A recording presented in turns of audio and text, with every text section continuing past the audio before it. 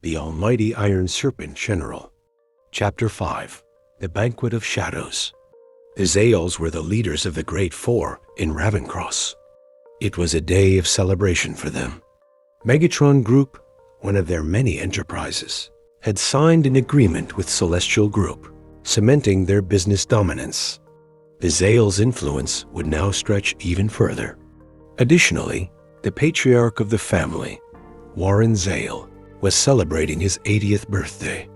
Outside the Zales' villa, a fleet of luxurious cars had gathered. The elite and influential of Ravencross were present for the double celebration. This is a bottle of Retrouve wine worth $8 million, gifted by the Frasers. They wish Mr. Warren Zale many happy returns. The Wilsons present a painting, The Blackthorn by Jackie and Blank, worth $12 million, wishing prosperity to the Zales. The Zimmermans offer Mr. Zale a Freud, me-watch valued at $8.8 million.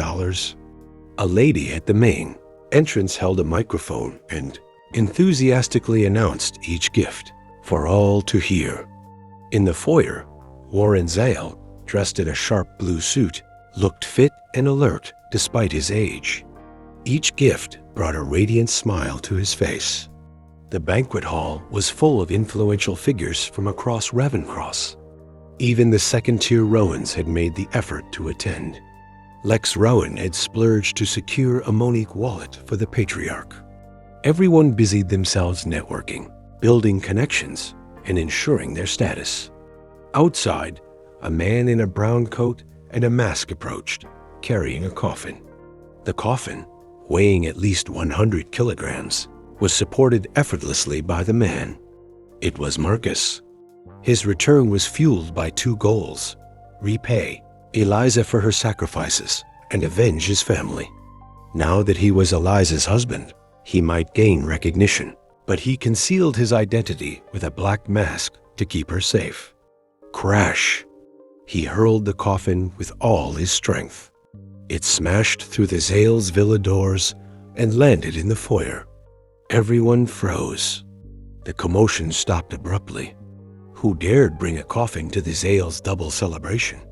Warren Zale's face darkened as he shouted, "What is this? Where are the security guards? Who sent this? Remove it immediately. Warren Zale, may I present this coffin as your birthday gift?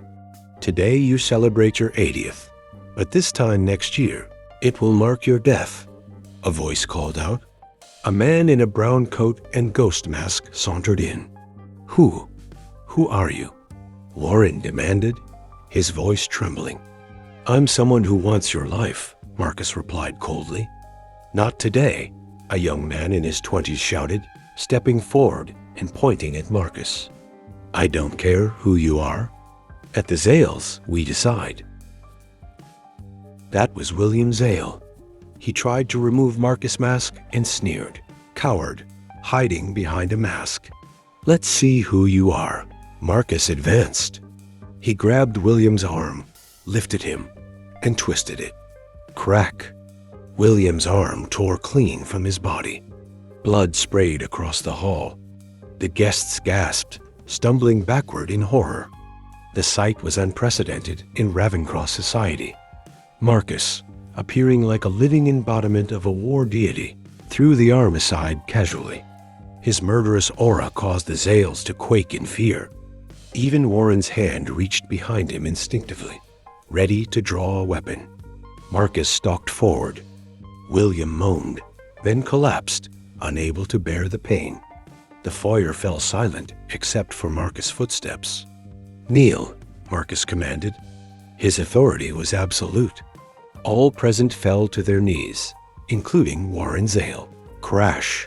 The crowd could scarcely believe their eyes. Warren Zale, patriarch of the Great Four in Ravencross, kneeling before Marcus. Standing nearby was Rowena Zale, the youngest daughter, the same Rowena who had destroyed the Cadens. Her expression was filled with rage. "Has anyone called Trent?" she demanded. "Yes, we've called him," someone replied. "Leave everything as it is. We will wait until Trent returns," Rowena ordered. It was a quiet night. In the military sector of Ravencross, helicopters marked western border, landed. A middle-aged man in military uniform exited, expression cold. Fully armed soldiers saluted him. He entered a jeep, heading straight to the Zales villa. Upon arrival, he assessed the chaos and saw Warren Zales' decapitated body. He removed his hat and knelt in grief. "Father, I'm sorry I'm late. I will bring the culprit to justice, whoever it is," he vowed, his voice echoing with rage. Trent, Rowena appeared suddenly. The man was Warren's fourth son, Trent Zale. Expressionless and dark-faced, he demanded, "I need the banquet surveillance footage." "I'll get it immediately," Rowena said, ordering someone to retrieve it. Trent examined the wound before watching the footage, seeing Marcus' lethal strike. "What did he say before killing father?" Trent asked coldly. 38 lives were lost in the fire at Flora Lakeside 10 years ago. "Now you'll pay in blood," Rowena replied. Trent clenched his fists. "A survivor of the Cadens?" "It must be," she confirmed. He pressed his palms into his face, then gestured to Rowena. "Bury father simply. I will go to the capital to investigate possible Caden survivors." Chapter 6. Shadows of Vengeance. Early the next morning, Marcus received a call from Eliza Rowan. "Hey, darling, I've managed to get in touch with my old classmate. She's willing to help and has set up an appointment with the chairman, Alex Yates. Where are you? Let's head to Celestial Group's office now and secure the order. Grandfather will have no choice but to acknowledge us then." Eliza's excited voice came through the phone. "Wait for me at home. I'll pick you up in a bit," Marcus replied calmly. After hanging up, Marcus hurriedly got ready, rolling out of bed at top speed. "Where are we going, Marcus?" Henry, already waiting with the car, asked. "To Eliza's. Hop in." Marcus complied, and with Henry at the wheel, they arrived at Eliza's residence quickly. They waited outside. Soon, Eliza appeared, looking stunning. Knowing she was about to meet the chairman of Celestial Group, she had gone the extra mile in preparing herself. Wearing a form-fitting dress and letting her glossy black hair cascade over her shoulders, she was a vision of confidence and elegance. "Darling." Seeing the black multi-purpose vehicle approach, Eliza jogged up to the car, her expression bright.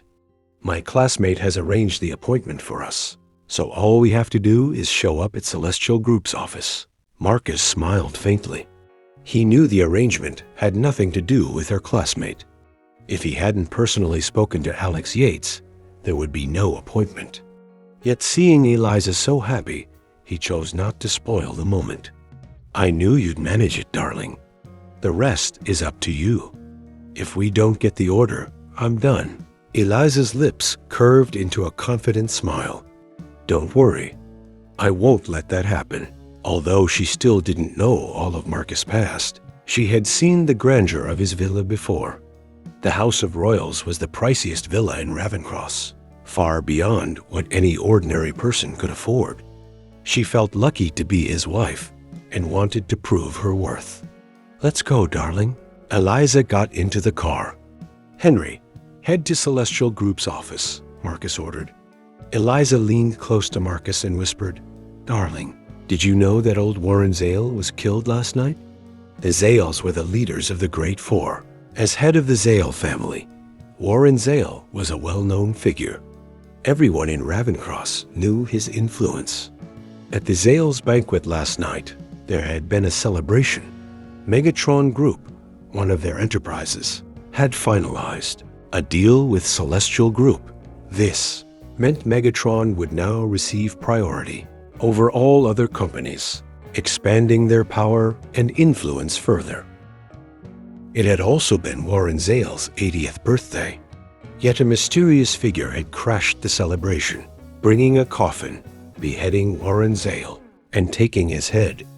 The shocking news spread like wildfire, becoming the hottest topic in Ravencross overnight. The authorities were investigating, but there was little to go on. Marcus feigned shock at Eliza's revelation. I went straight to bed last night. I had no idea. The Zales are part of the Great Four, right? That's right, Eliza said. The Zales are the leaders of the Great Four, controlling countless businesses. Megatron Group alone is more powerful than all the Rowan's businesses combined, and the Zales have several other ventures. Everyone dreams of marrying into the Zales for an easy, wealthy life. Marcus smiled slightly. Didn't you have a chance yesterday? Divorce me, and your life would be simpler. Eliza frowned. Ooh, darling, you must understand getting an order from Celestial is not easy. To secure it, you may be asked to make sacrifices. Marcus leaned closer, lowering his voice. Eliza immediately rejected the suggestion. Absolutely not. Marcus' companion, Jane, had been impatient. Eliza, if you refuse to sacrifice, you won't get anything. I sent your photo to the Celestial manager. He said he'd approve the order only if you sleep with him. You wouldn't even need to see the chairman. Eliza, we're supposed to be friends. Is this how you treat a friend? Jane sneered. Want to get the order without paying a price? Impossible. I warned you. Think carefully, then decide if you want to proceed. She turned on her heels and left, her heels clicking loudly on the floor. Eliza's eyes filled with tears. She glanced at Marcus, who had remained silent the entire time. I'm useless, aren't I? Marcus shook his head gently. Of course not. Let's try Alex Yates directly. I'll wait for you in the car. He nudged her toward the building, offering a reassuring smile. Jane soon returned, escorting a middle-aged man in a suit and tie, who exuded the air of a successful businessman. Eliza, this is Linus Johnson, Jane introduced. He's the manager in charge of all business connections at Celestial Group. He controls who gets which orders. Jane's influence today had been obtained through her affair with Linus Johnson, and she had promised him her loyalty in exchange for promotion. She had sent him Eliza's photo the night before. Seeing Eliza in person, Linus was immediately captivated, determined to get her into bed at any cost. He approached confidently, chest puffed out. Eliza, right? Jane told me everything. It's a hot day today. Why not take this conversation to a hotel room? Don't worry about the order. I'll even give you a deal worth $50 million.